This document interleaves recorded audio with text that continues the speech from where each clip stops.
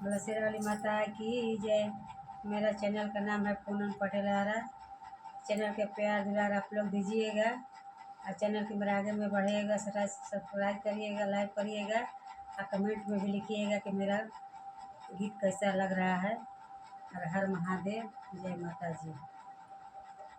मैया चार खंभा गड़ली बनारस में, मैया चार खंभा गड़ली बनारस में, हो बनारस में, हो बनारस में, हो बनारस में, हो बनारस में, मैया चार खंभा गड़ली बनारस में, मैया चार खंभा गड़ली बनारस में, मैया के टिकोला हदार, मैया के बिंदियोला हदार, मैया के टिकोला हदार, मैया के बिंदियोला हदार, मैया चम चम चमकेली मंदिलावे में, मैया चम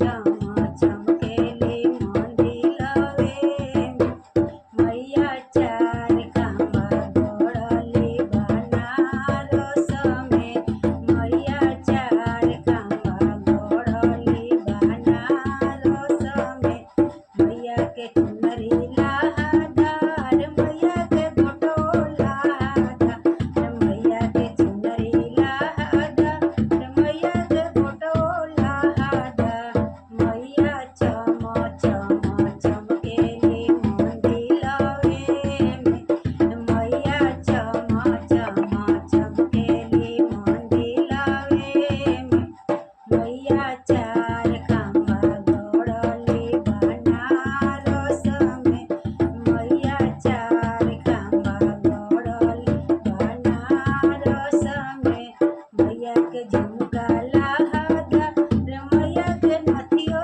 लहदार, मैया के झुमका लहदार, मैया के नथियो लहदार, मैया चम चम चमकेली मंदिलावे में, मैया चम चम चमकेली मंदिलावे में, मैया चार खंभा गड़ली बनारस में, मैया चार खंभा गड़ली बनारस में।